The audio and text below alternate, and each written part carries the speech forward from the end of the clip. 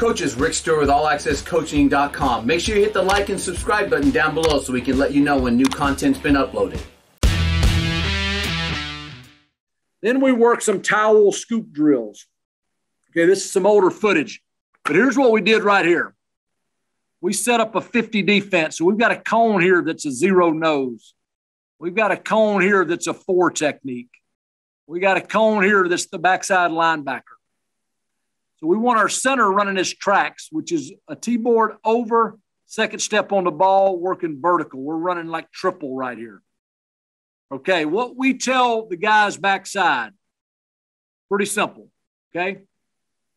When we're scooping, we look to the man inside. If the man inside is covered, you got to get your hat flat in case the nose comes out the backside, okay? If the man inside of you is uncovered, our aiming point is through the heels of the next down lineman. Now, that obviously does not mean you're going to keep running at that angle. That's the angle we think you need to take to cut a 4-eye off that's pinching hard inside. All right? So what we're teaching them here is not only are we teaching some fundamentals, we're also letting them work versus a 50 front or a 4-3 front or an 8-man front. So we'll put cones to set up the defense, and then we'll let them scoop. What we have the towels for is we're saying that the nose comes backside. So when you get there, you're in position to cut him. You grab the towel. So if you're going to cut this 4 off, as you're scooping this 4, once you got leverage on him, you're going to get vertical and cut him. Okay, and this is the towel to simulate that. Okay, sometimes we have to move the towels around to make sure we're in the right place. All right, our center shouldn't be turning his shoulders backside right here. He was a young guy at the time. He should work square because if you ever turn your shoulders backside, what's going to happen is this backer is going to beat you over the top. Okay, but these towels make these guys play with pad level. So we're killing 2 birds with 1 stone. We're working fronts, okay, and we're working technique and pad level and fundamentals. All right, so our center with a 0 nose on the triple or the zone would be T-board right, second step on the ball. He's running a track vertical. If the nose tried to cross his face, he would lock on. Okay? The backside guard is getting his hat flat. If the nose is to him, he's going to keep coming. He's going to get in that tunnel. He's going to get his head play side. He's going to get vertical, and he's going to cut. If the nose were away on his second step, he would read that. He would see the hip go away. He would turn it up and find the backside backer. All right, the backside tackle here is sprinting because the guard's uncovered through the heels of the nose guard to cut off the 4 technique or the 4-eye. And when he gets leverage on him, he's going to turn it up. And if the 4 stepped out, what he would do is he would get vertical immediately, and then he would look over his backside shoulder for the backside linebacker. All right. There's a little rear view. So just simple. 50 defense. There's a nose. There's a 4 technique or a 4-eye. There's a backer. So we're running a triple. We're running the zone dive here. Center should T-board right, second step on the ball, and he's going to work vertical. If the nose is across his face, he's going to lock on. Okay? The guard is going to get his hat flat because the center is covered.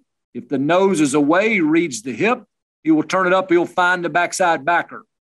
If the nose is to him, now he gets his second step down. He's looking to the backside backer, staying really tight. And now this guy, when he gets his hat flat, sees hip to him, he's going to run for leverage, get vertical. He's going to throw 6 inches above the play side knee. Or in the backside tackle with this 4 technique, okay, he can't go right at him. The guy's going to beat him inside. So we got to take an angle inside where we can cut the 4 off if he's slanting inside.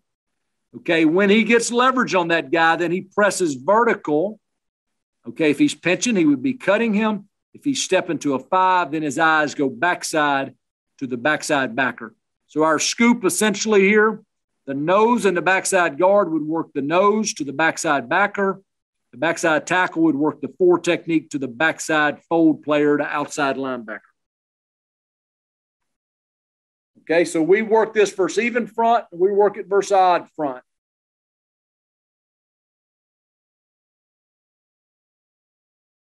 right, just a few more here. Coach, I don't know how we're doing with time. Snatch that elbow back, open up her hips. We're running our tracks, and we use those towels to touch the ground. We will encourage them to move sometime and push on their hip. Okay, watch the guard. Watch him snatch the elbow back. Okay, snatching that elbow back. Rolling that left knee is going to help them open up their hips. Open up the hips. Going to propel them forward. Arm action. Move. Go, go, go. Gain ground. Hopefully that makes sense.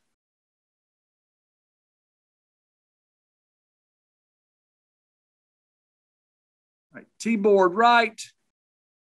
T-board left.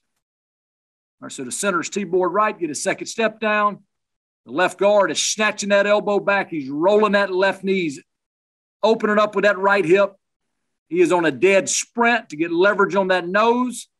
The nose is to him. He's going to get in the tunnel. All right. He's going to pick up that towel, learn to strain his body. This backside tackle is taking an angle through the heels of the nose guard to cut off that 4 technique.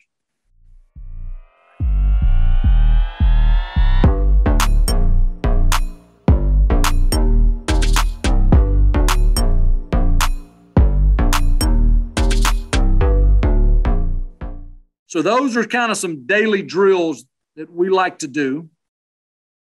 I don't know if there are any questions about kind of scoop tracks and different things like that.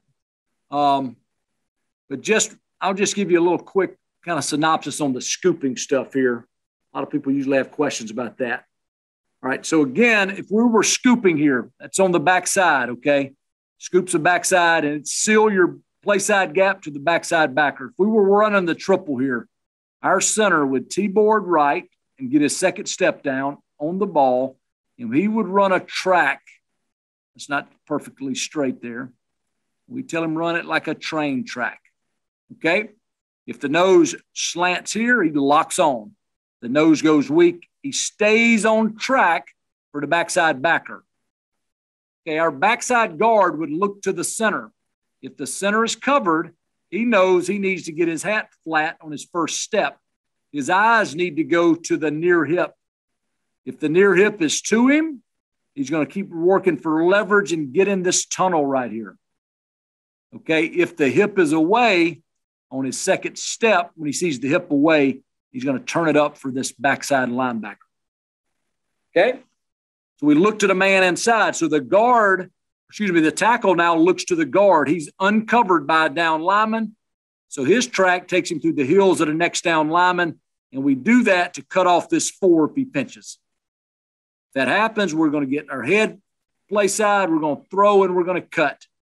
Sometimes the good ones really piano down the line of scrimmage and stay alive, and we keep running, and sometimes we stay up and wash them, or sometimes we take a steeper angle to get a chance to throw on them. Okay, but if we were scooping and taking that track, once we get leverage on this 4, we would press vertical. We would look over our backside shoulder. All right, if we were running this first inning, let me go to a little more even front here. Okay, our center is going to protect the play side gap. Okay, once he scrapes out of here, based on what play, if it's the triple and knowing that the tackle has him, he just carries the mic through the A gap. We let him work to the backside safety. If it's the zone dive, knowing that the tackle is over here base blocking someone, we carry the mic through the B gap. Okay, essentially these two, the guard and the tackle, are responsible for the nose and the will linebacker. They understand this. So what track is the guard going to take? Okay, well, he looks to the center. The center is uncovered. So he runs through the heels of the next down lineman. Now, look, that does not mean he runs this track for infinity. That means that's his initial track to get leverage on this 2 technique. If the 2 is pinching, at some point, there's an intersection point. He's going to throw and he's going to cut that guy if he can. Okay? All right? If he gets leverage on him, he's going to press vertical, because that should mean this guy is stepping out or he's just being lazy. So once he gets leverage on this guy, Once he gets leverage on him, taking the track through the next down lineman, he's going to press vertical. He's going to look over his shoulder to the backside linebacker. Okay, what track is the tackle going to take? He looks to the guard. He gets his hat flat. Why does he get his hat flat? Because the guard is covered. If the two technique steps out the back, he knows that the guard is pressing vertical to the backside backer. He's got to get in this tunnel. Okay, so what he's going to do is when he gets his hat flat here, he keys the near hip. If the hip is to him, he's in the tunnel and he scoops him and cuts him. If the hip is away, he turns it up immediately for the backside linebacker. Not sure if that makes sense. All right. That's kind of how we teach scooping and angles. All right. If we get a situation, all right, where we've got a easier illustration. All right, we've got a 3 technique backside with no A-gap threat. Okay, and over here, let's say we're running a triple and we get a double here. Maybe we're outside releasing for the mic. Okay, so when they hear the term ace here, okay, now this guard knows that he doesn't have to scoop this nose because they're double teaming him. Okay, so it would make no sense for him to stick to his rules here and run off, okay, and check this nose. So what we allow him to do is what we call basically a short scoop or a sole, is he can T-board and press vertical, and he tries to deliver this guy back to the tackle. Now, the tackle can get his hat flat, but maybe not quite as flat. And now we can do a better job cutting off this 3 technique. And to be honest with you, we started going low on people this year, okay, because our guys were bebopping around and standing straight up and down. So we wanted to start getting physical later in the year, kind of imposing our will on guys. Maybe we gave up the backside linebacker sometime, okay, but we sent a clear message to this guy that we meant business, okay? We were going after their butts, okay? But, Coach, I don't know if there's where we're at time-wise, but I guess OL fundamental stuff, I guess the big thing would be if we have any kind of questions. I see a little bit right here. Yeah. Hey, Coach, if you need my help, it's Coach Matt Miller. How do you handle a 2-tech? Same as a 0? Yeah. So it's just like I showed, and I think I may have answered it before. So we would handle this 2 technique the same way. So again, he just takes his angle because we don't know what the 2 is going to do. So we got to be able to cut him off at the pass. So we got to give him some kind of angle. To me, telling a kid 45, 69, these kids don't understand that. Give them landmarks. I say to Hills at other down linemen. I learned that from Coach Tim Stowers. So if the guy inside of you is uncovered, Hills at the next down lineman.